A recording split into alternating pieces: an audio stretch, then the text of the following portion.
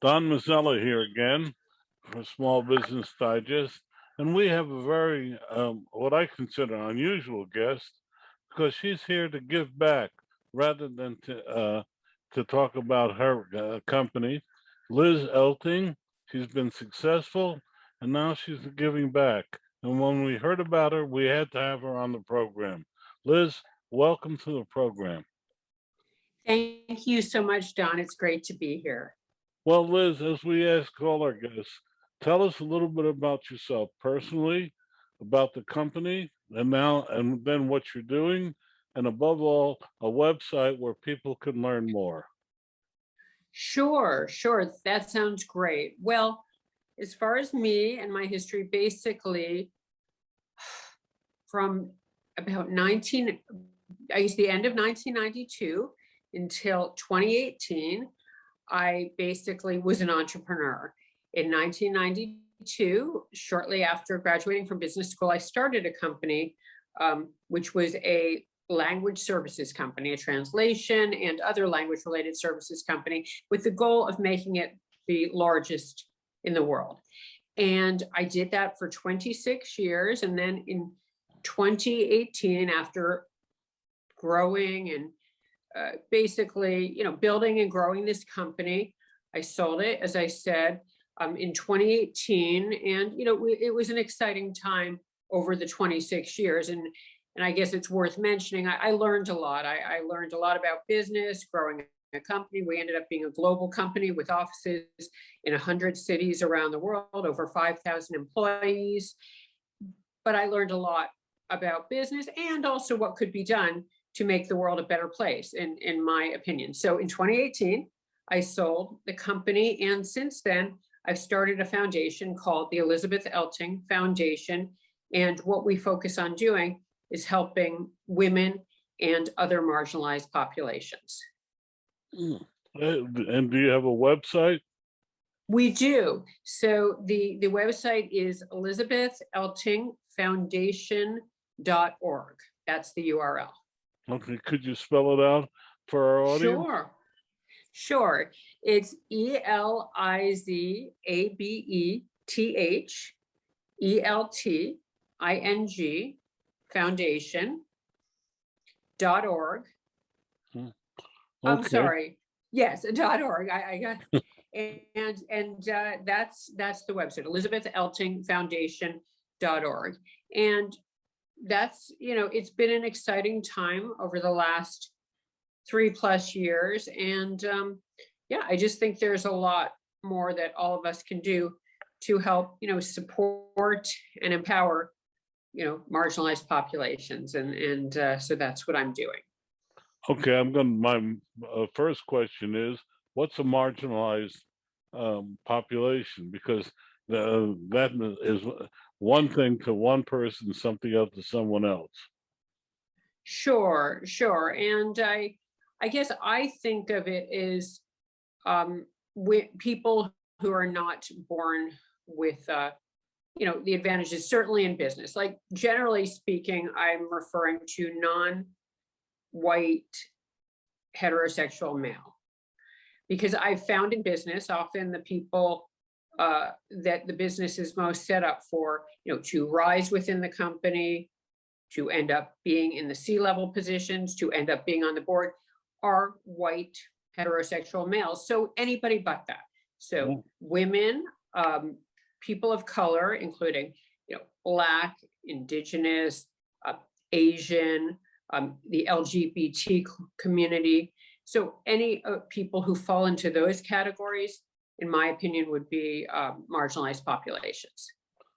Okay, well, but I will say, just one other thing I would add to that is there may be white males who are born in certain geographic areas, certain zip codes, who aren't given all of the advantages, who are not. And when I say all of the advantages, I'm not talking about every advantage under the sun, but just proper or sufficient education, healthcare, all of that. And so then they can have a more difficult time, doing what they need to in life to be self-sufficient through no fault of their own. So they might be marginalized in some way as well.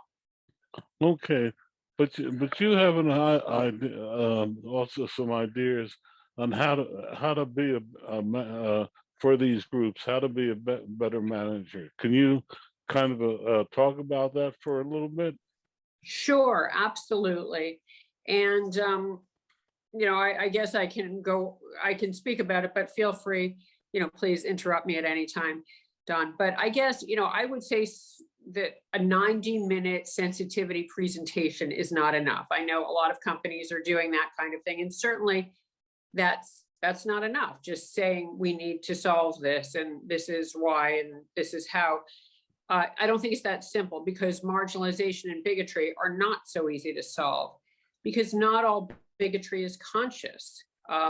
Not all conscious bigotry is caused by ignorance. And so ingrained behaviors are as much habit and bias as anything else. And so rooting out those problems require deeper solutions than asking your team to change things. So, I guess I'd say, in many ways, we're actually talking about cognitive or conceptual biases. So things like the idea that women are not right for leadership roles. I mean, that can be a deep-seated bias that is just the way people at a given company think, and we need to change that. Or something like natural black hair is unprofessional. I mean, that's a specific example of what certain people have tried to change at companies, or that great employees require specific background or experience, specific schools or specific experience come in, or that the best way to get ahead at a company is to make your job your life, because that's how it's always been done. And I've seen that time and again at companies, that the people who ascend in the company are the people who are willing to work 24/7, be around on a moment's notice, but not necessarily producing results, just are willing to play that game. So not all marginalizing behavior comes from open hostility and can be well-meaning, but that does not make it less harmful. So I guess what I'm saying is, sometimes a manager might try to solve the problem by doing something that's well-intentioned, such as offering to downshift a female employee who recently had children. And he might be doing so to allow her to remain at work. But the problem with that is, then perhaps she has fewer hours that she's working, or fewer responsibilities. And ultimately, that will not allow her to rise. So in practice, many women, as I said, they'll never be able to upshift back into meaningful and significant work with promotion material if that's done. Or a well-meaning manager might offer, back to this example of a Black employee in the hair, but helpful advice about professionalism with regard to natural hairstyles. But in doing so, you're telling them their Blackness is inherently unprofessional, which it's not. So I'm giving examples largely of what not to do that's often been done. But I think it's important for managers to look at their own businesses for structural inequalities. So you start by examining yourself and your business, and ask these specific questions about your company. What is the gender and racial breakdown of hiring managers? What do employees of your company have to do to succeed? And I just gave the example earlier. Do they need to be available 24/7, go to late night outings and last minute get-togethers at bars or at trips to succeed? And then it's not set up for a working mom, for example, or a single parent, or whatever it is. And I've seen at companies that those are the people who succeed, but those aren't necessarily the best people. They're just the people playing the game. So not making success at the company about those things. Another example is, which employees are more likely to voluntarily quit, and why? Might be people whose schedules are more set in stone, but don't change how it's set up, so that it's about results, not about their schedules and their being willing to work late or go out on a moment's notice. Also ask the question, what do marginalized members of your team identify as harmful behaviors? Are those team members fairly represented in leadership roles, commensurate with their numbers? Or do we just uncritically accept that meritocracy primarily elevates white men. So I guess what I'm saying is look at your organization and see the types of things you're doing, whether it's who you have in the leadership roles or what's required to get promoted, and change it so that it's set up for the marginalized populations that we've been discussing. And again, that's having more people in the different levels. It's making it so it's about results, not are you willing to play the game and be part of the club, and that type of thing. It also requires diverse candidates for open positions. So I just alluded to that, putting more different types of people in different positions. One of the best ways to increase leadership diversity is to stack the deck with diverse candidates. So you put you start off, you don't have as many diverse leaders as you can. So let's at least get some diverse candidates, and require, for example, that at least 30% of all candidates must be either women or Black, Indigenous, and people of color. And that does not penalize anybody. It simply forces hiring managers to look outside their usual recruiting grounds, which creates a more inclusive and competitive talent pool. So for example, your best candidates aren't all going to come from the same group of schools. I said that before, in the past, it's been certain schools are viewed as the schools that must be hired from. But if you're only hiring from Ivy League schools, you're only going to get a certain type of candidate, and those aren't necessarily the best candidates. But traditional hiring practices often make that assumption. Qualifications in race and gender do not contradict each other. So basically, ensuring that qualified people of color and women candidates are given a shot is opportunity, it's fairness. I mean, as we've seen over and over, that actually produces better results for a company, better ROI. And then financially incentivizing hiring managers to build diverse teams prevents them from neglecting responsibilities that bring in a wider range of experiences and perspectives, which, as I've said, demonstrably result in higher ROI. So again, incentivizing the team to bring in diverse candidates, more diverse from different schools, different backgrounds, different experience levels. That does produce better ROI, and those are usually your customers, which is to some degree why it produces better ROI. And then back to what I said earlier, make sure marginalized groups are represented in leadership. And that's easier to do once you've started putting these practices in place. But statistically speaking, women are more likely to hire women than their male counterparts are. And people of color are more likely to hire people of color than their white counterparts are. So more diverse recruitment creates more opportunities for disadvantaged groups on a larger scale. So women, for example, drive a massive proportion of consumer spending, but they're wildly underrepresented in boardrooms. Kind of what I was touching on, that the customers are perhaps predominantly women, certainly in some industries and maybe in virtually all industries, but massively underrepresented in boardrooms, which means that many companies are largely bereft of real understanding of a vast range of their own consumer base. And marginalized groups in leadership roles can further help identify and rectify structural problems and systemic problems, and help connect with existing and new customers alike, and attract a wider range of talent and foster smarter decision-making with a wider range of perspectives. So I guess those are some of the things that can be done.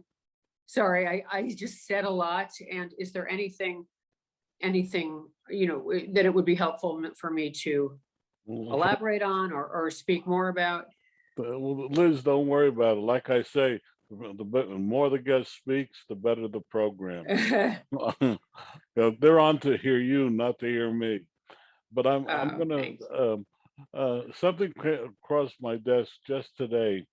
Now, marijuana, as you know, is a new industry, and a growing industry. Yet across my desk today came a study that shows this brand new industry, um, it has the same old problem: lack of diversity. Uh, uh, it seems to be endemic. If you go into any new industry, it always seems that males end up on top. Do you? I'm putting this is a question. Why do you think that's the case? I mean, it surprised me on the marijuana industry. I sat on the board of a medical marijuana company, so and we were diverse as they could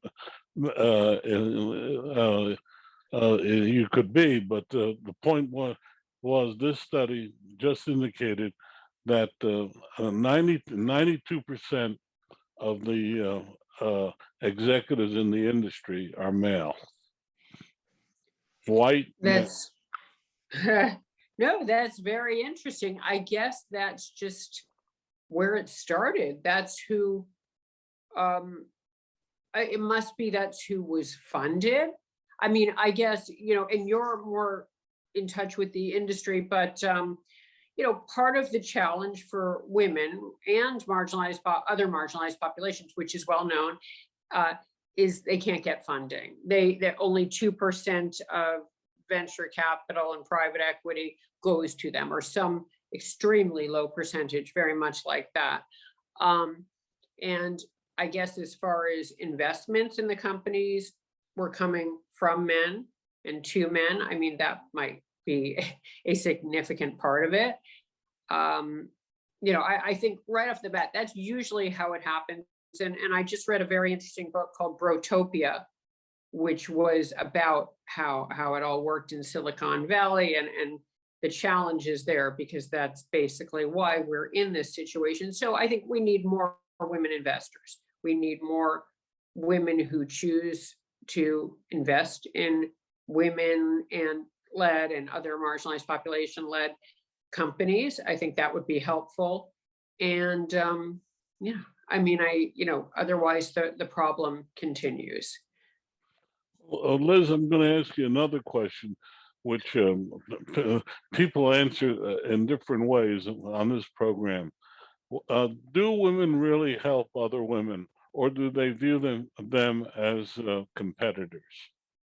Oh, I think they really do help other women, and I've certainly found that in recent years.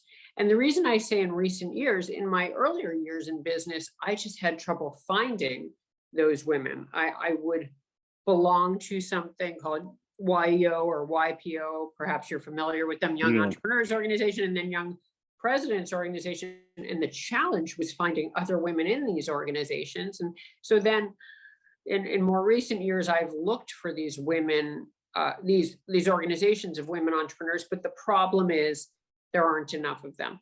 And it's because we have to solve the problem first. So we have more women leaders. I mean, that's with respect to entrepreneurs, but the same issue in companies, on the corporate side, rather, there aren't enough women, but once they're there, I find they really are helping women.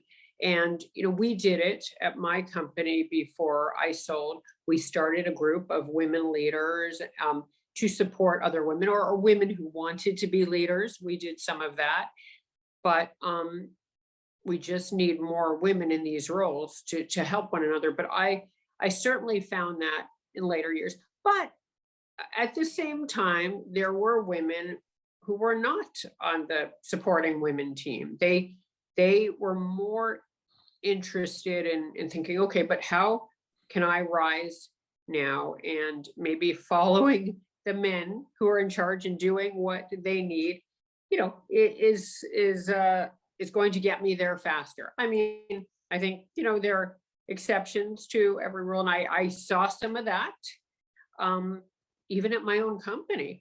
But I guess the point is, overall, I certainly think women are helping other women. And one change that I've seen, a really significant change in the last 10 or certainly 5 years, is women are helping women. It's much more of a thing for women to be supporting women, to be part of women's groups, etc. And so it's a wonderful thing. So this is a great time, in the business world, and whether it's the Time's Up movement, the Me Too movement, just where we are on everything, women really are helping women.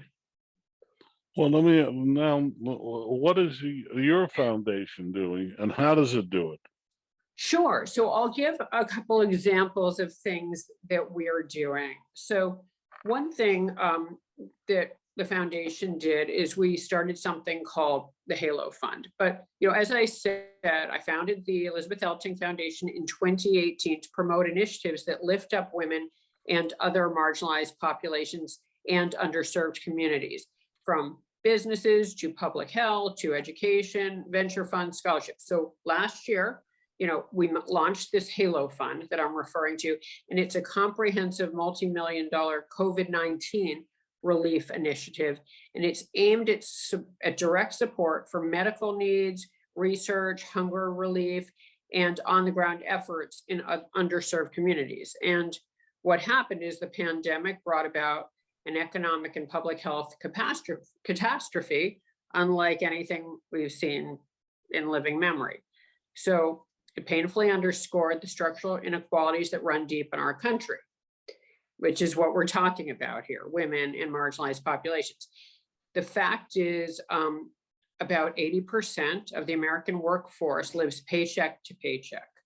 And that's a ridiculously large proportion of people that have little to no economic security, little to no savings, for whom a lost job or medical emergency are almost a surefire path toward ruin.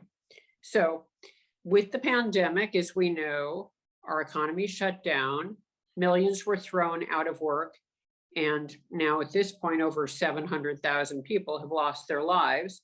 700,000 Americans, of course, that is. And even with vaccines now widely available in the US, we're going to be dealing with the pandemic's impacts for years to come.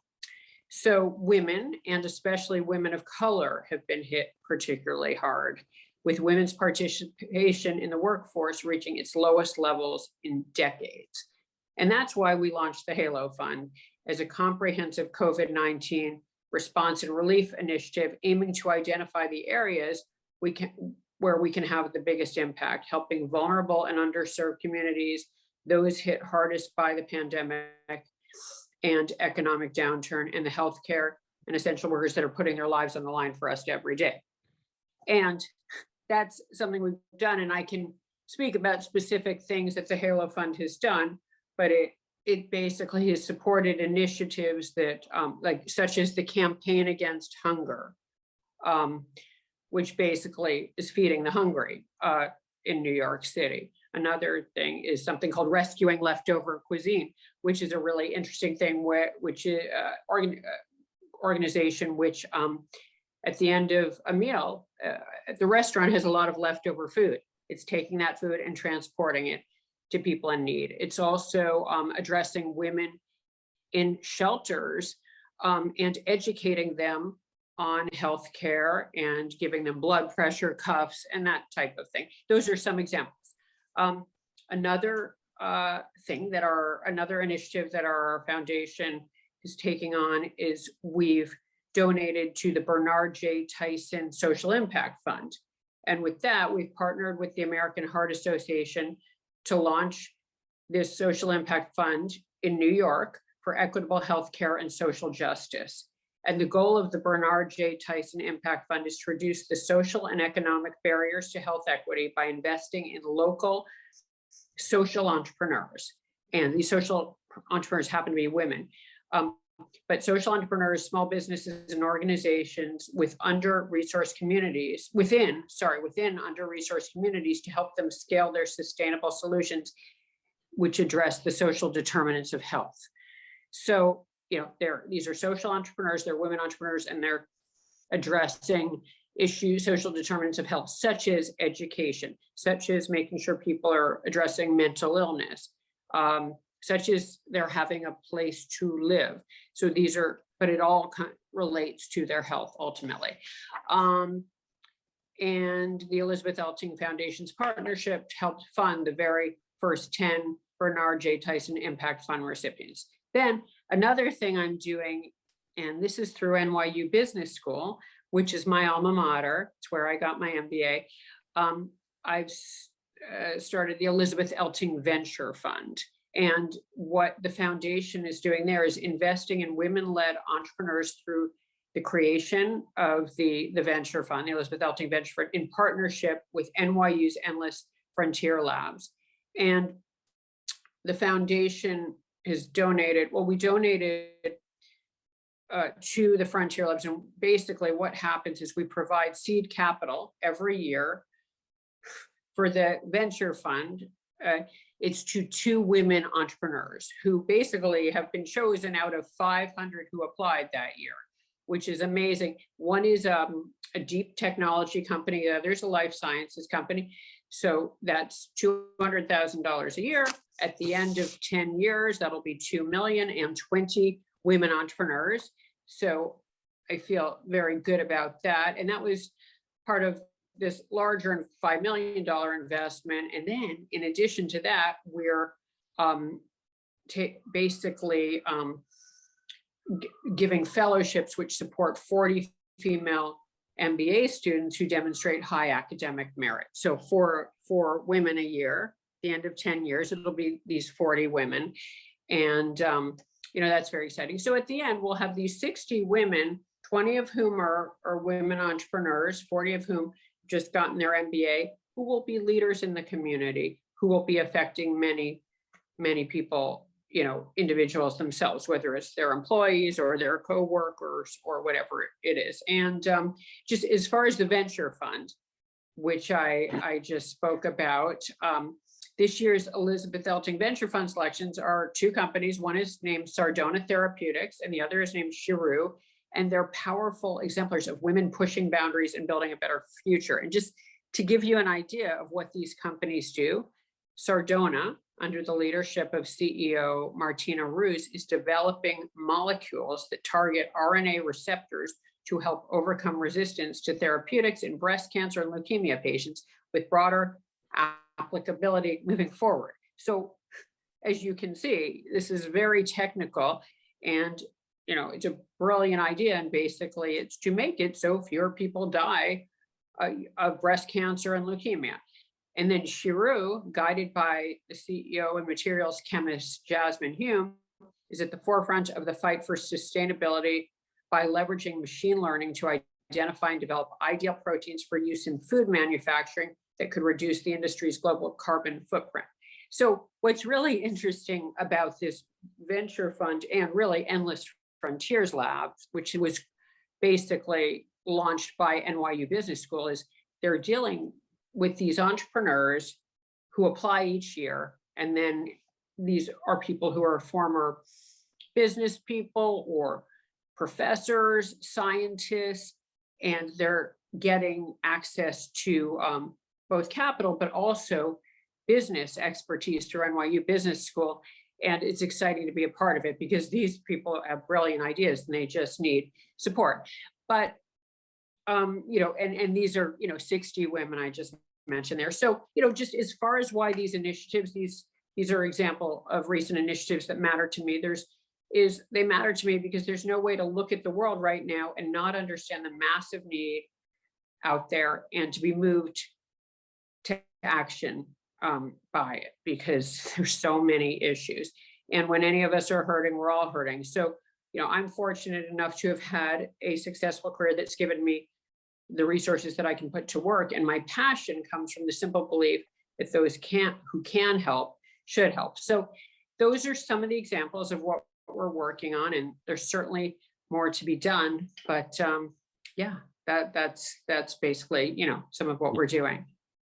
Well, first off, I'm an NYU MBA too. You are? Yes. Oh, wonderful. Well, Wow, that's great. well, What year were you? You really want to know? 72. Oh, wow. Okay, great. That's wonderful. So you went downtown like I did, because I was the last year downtown, year. I miss was downtown. Yeah. Oh, but what? No, that's great to hear because I am involved in NYU and I love NYU.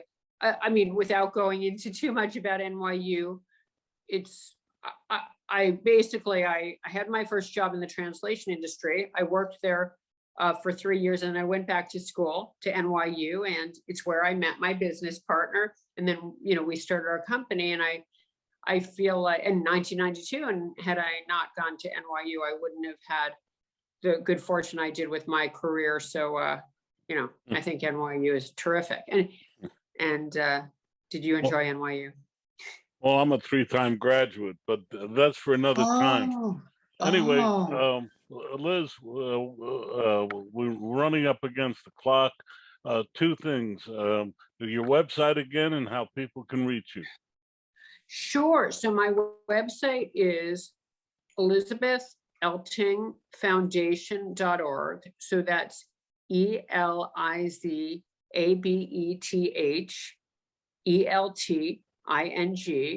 and then Foundatation.org. Okay. Yeah. And so thank you. Thank you so much. I really appreciate this. Well, thank you for joining us. It's been Oh, it's been wonderful. it's been Yeah. illuminating. Thank you. Thank you. It's been wonderful speaking with you, John. Thank you so much.